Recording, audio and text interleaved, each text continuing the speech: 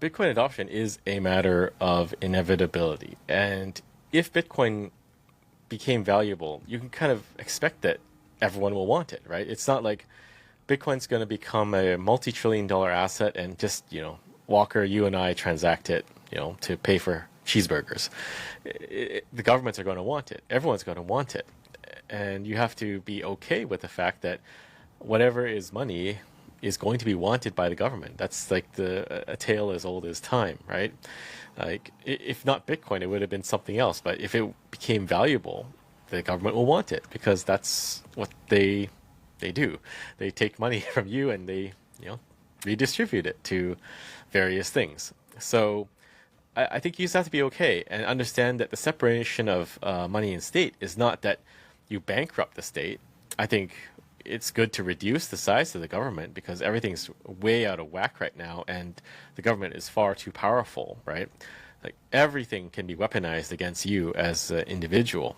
And I don't think people fully understand that. But separation of money and state is the separation of controlling money and dictating monetary policy from the state.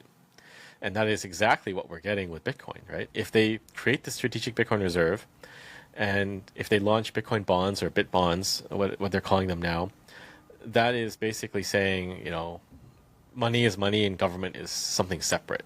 And it's as powerful and impactful as separation of church and state, I think. So what we're doing, I think, is the right move. We're engaging with the government to help them formulate better Bitcoin strategies, better Bitcoin policies, to understand Bitcoin more fully so that they can become more like us.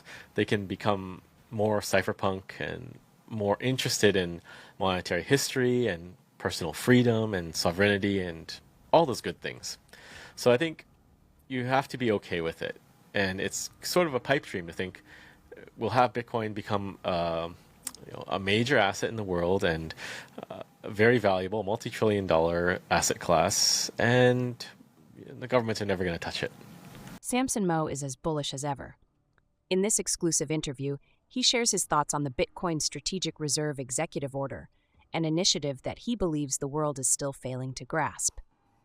According to Mow, the general public is overlooking the true significance of this move, which has left the anticipated bullish surge in Bitcoin's price largely unrealized. Mow dives deep into the underlying causes of this hesitation, pointing to the ongoing fears about tariffs, economic uncertainty, and a broken financial system plagued by excessive money printing. There's no fixing it anytime soon, he states. Yet, he remains steadfast in his conviction that Bitcoin offers the key solution. For Mow, rebasing to Bitcoin remains the only path forward, a way to address the root of the financial turmoil and create long-lasting change. His insights on the Bitcoin Strategic Reserve are crucial for investors looking to understand how this executive order could shape the future of crypto. But don't just take our word for it. Stay until the end for Mow's full analysis and what this means for the market. But before we jump right back into the video, please do me a quick favor. Like the video, share your thoughts in the comments, and pass it along to someone who needs to hear this. And if you haven't subscribed yet, hit that button now to stay updated on Bitcoin, crypto, and the evolving financial landscape. We truly appreciate your support. We couldn't have gotten this far without you. Thank you, and enjoy the video. The conversations that you're having, the chatter that you get, the questions that you're getting from these different nations you're working with through Jan 3, did you feel an uptick around the executive order? Was there anything palpable there where the conversation started changing a little bit? Maybe, maybe not. I kind of alluded to this in an article I wrote on X. It's actually my first article, but the mass market, the normies, they don't really understand what's happening. First of all, they're unaware, blissfully, of the executive order and what that means. And secondary, they don't really understand the implications of what is to come from that executive order and this shift in sentiment in the US and in DC. So I think what we're doing is really just telling other politicians and governments we engage with that this has changed, actually, because they're not following the news as closely as you or I do. It's really, I don't think the implications are fully rolled out yet to the mass market. And like we talked about earlier in our preamble, that there's just so much bullish news that it just makes no sense right now. But it actually does make sense because the rest of the world is not really yet paying attention to what's happening. And I like to say there's like a crosswalk test you can do.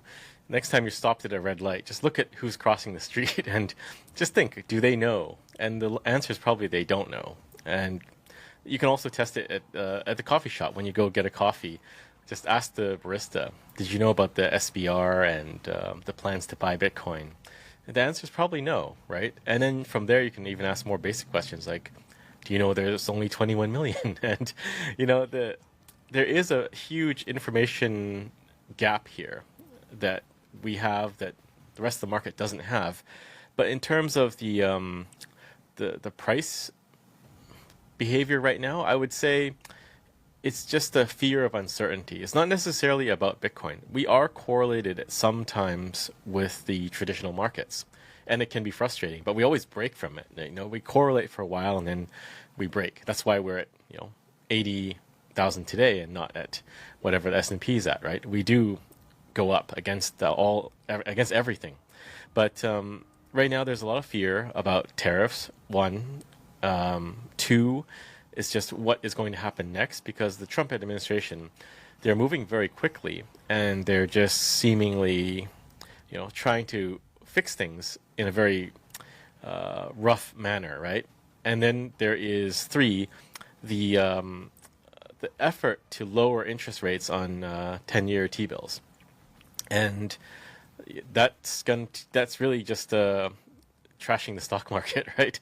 To make people invest in bonds. So there's just so much at play in terms of the macroeconomic, securities landscape alone, that I think that's bringing us down with it. And you compound that by the fact that people don't fully understand that Bitcoin is the safe haven, and you can kind of see this price stagnation.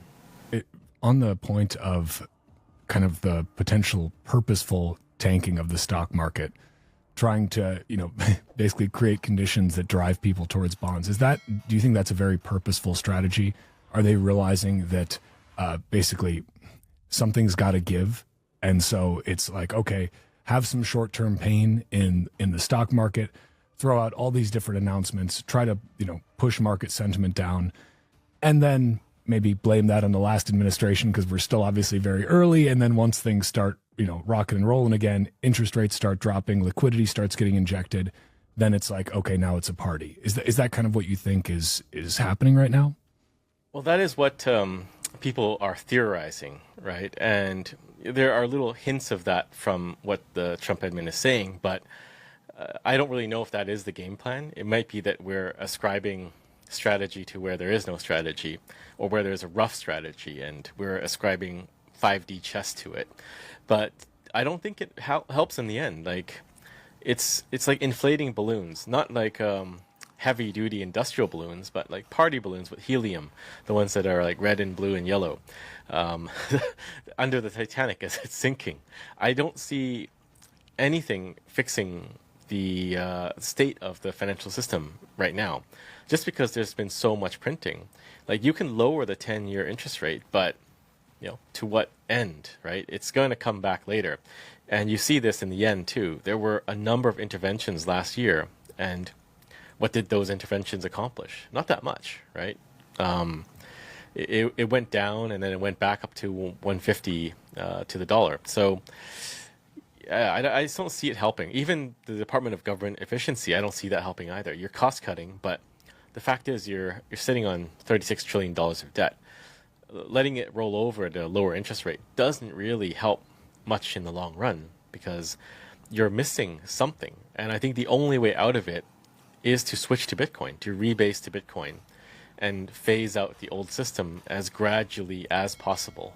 What would that look like, rebasing to Bitcoin? Yeah, basically rebasing is saying you can redeem $1 for one Satoshi, and that's it. I mean, you already can do that with gold, right? Like, you just have to make that further jump forward that Bitcoin is digital gold, and I can now peg the dollar to Bitcoin too, right?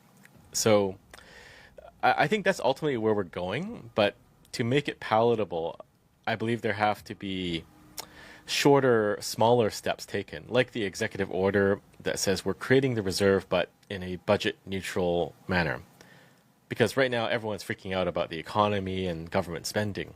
It's not very good if they say we're going to go and spend Bitcoin and spend money and buy Bitcoin. And then you create the actual strategic reserve, which means you have to have congressional approval. And we're seeing that. Like Cynthia Lummis presented at the Bitcoin for America event, and you have bipartisan support. So we're seeing that it could come to pass, but it does need congressional approval, which is sort of a litmus test for broader public approval. So if that does happen, then the US will start to buy in serious amounts. And I think once you have a serious amount of Bitcoin, then you can, well, not a Bitcoiner, we would say rebase right away. But as a politician that has to deal with normal people, you can say, okay, now we have a war chest of Bitcoin, and we'll allow you to redeem against it at a certain rate. Again, like a lot of people, a lot of politicians and presidents, they don't really know yet. And again, what they don't know is compounded by the fact that they don't know what the implications are. And then you have some that probably clue in and say, okay, this is a big change. But if you're measuring general sentiment on X, I think it's also divided too. Like there are people outspoken that say it's a nothing burger, it doesn't change anything. And then you have people in my camp or in your camp maybe that say, yeah, it changes everything, because it really is that starting gun. It's not like we're going to buy 1 million Bitcoin tomorrow, but this opens the door to that. And I think a lot of people kind of expect it's going to happen at the snap of your finger, that it all happens at once, but that's really not the case. You have to have a progress of steps that you go that lead people down that path, and this is that starting gun that begins that whole process. From your perspective, was this executive order, like, were you happy with the way it was structured? Did you look at this and say, like pleasantly surprised, disappointed? What was your kind of just gut reaction to it when it came out? I was very happy. Like, my take is that we got exactly what we wanted and also what was promised, right? So we have two buckets. We have the strategic Bitcoin reserve and then the crypto stockpile. And as you said, it's not to be added to, but to be sold off potentially. So there's not much more we can ask for, right? There is a clear separation between Bitcoin and everything else. And also there's now the, what is it, the Genius Act, the stablecoin regulations that are coming that will further structure how the market views these different buckets and deals with them. But, we were at the point where we thought we were going to get a crypto reserve. And I actually spent some time thinking about, if Trump wanted a crypto reserve, how could we structure the rules in a way that we don't get a bucket of garbage?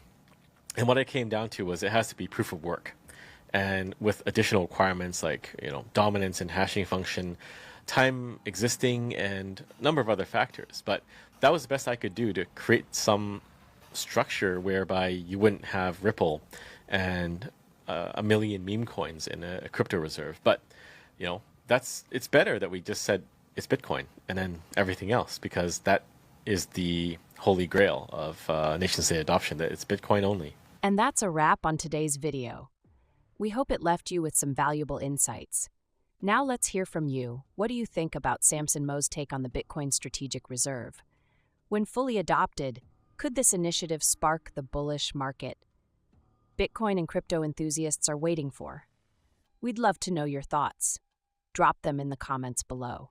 If you found this video insightful, don't forget to like, share it with others who need to hear this, and hit subscribe to stay updated on all things Bitcoin and crypto. Thanks for watching, and I'll see you in the next one.